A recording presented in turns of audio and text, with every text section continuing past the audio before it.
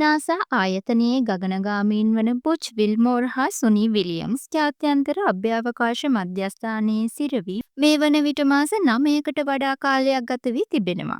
ඔවුන් පසුගිය වසරේදී එනම් 2024 ජූනි මස මුලදී ජාත්‍යන්තර අභ්‍යාවකාශ මධ්‍යස්ථානයට පිටත්ව ගියේ බෝයිං සමාගම විසින් නිෂ්පාදනය කරන ලද ස්ටාර්ලයිනර් යානයෙන්. ඒ ස්ටාර්ලයිනර් යානයේ අත්හදා බැලීමක් සඳහා. දින 8ක කාලයක් සඳහා පමණක් ජාත්‍යන්තර අභ්‍යාවකාශ මධ්‍යස්ථානයට ගිය ඔවුන්ට එම ස්ටාර්ලයිනර් යානයේ හටගත් දෝෂයක් හේතුවෙන් නැවත පෘථිවියට පැමිණීමට නොහැකි වුණා.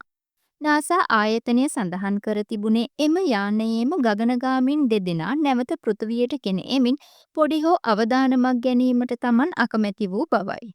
ඉතින් ඔවුන්ව නැවත පෘථිවියට රැගෙන ඒමේ අරමුණෙන් ස්පේස් එක්ස් සමාගමේ ඩ්‍රැගන් අභ්‍යාවකාශ යානයේ ෆැල්කන් 9 රොකට්ටුව ඊයේ එනම් 2025 මාර්තු 15 වෙනිදා කෙනඩි අභ්‍යාවකාශ මධ්‍යස්ථානයෙන් අභ්‍යාවකාශගත කෙරුණා.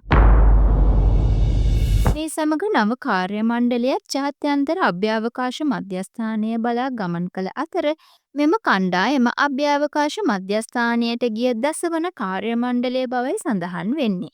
මේ කාර්ය මණ්ඩලයේ ගගනගාමින් 4 දෙනෙක් සිටින අතර ඔවුන්ගෙන් එක් අයෙක් රුසියන් ජාතිකයෙක් හා තවත් අයෙක් ජපන් ජාතිකයෙක් වන අතර අනෙක් දෙදෙනා ඇමරිකන් ජාතිකයින්.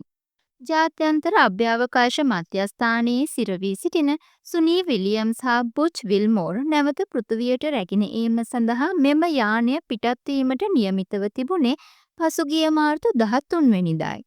නමුත් රොකට්ටුවේ හයිඩ්‍රොලික් පද්ධතියේ ඇති වූ දෝෂයක් හේතුවෙන් මෙම මෙහෙයුම අවලංගු කරනු ලැබුවා.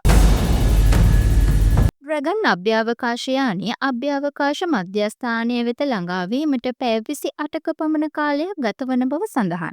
ඔවුන් ළඟා වූ පසු එහි සිරවී සිටින බුච් විල්මෝර් හා සුනී විලියම්ස් මාර්තු 19 වෙනිදා පෘථිවිය බලා නැවත ගමන් ආරම්භ කිරීමට නියමිත බවයි නාසා ආයතනය සඳහන් කරන්නේ. නමුත් සුනී විලියම්ස් පවසා තිබුණේ අභ්‍යාවකාශය සතුටුදායක ස්ථානයක් බවයි. දින 8ක කාලයකට පමණක් අභ්‍යාවකාශයට ගිය මේ ගගනගාමීන් දෙදෙනා දින 280ක් අභ්‍යාවකාශයේ සිරවී සිටමින් ජීවිතය රැකගත්තේ කොහොමද? ඔවුන්ට ආහාර තිබුණද? එහෙනම් ඒ මොනවද?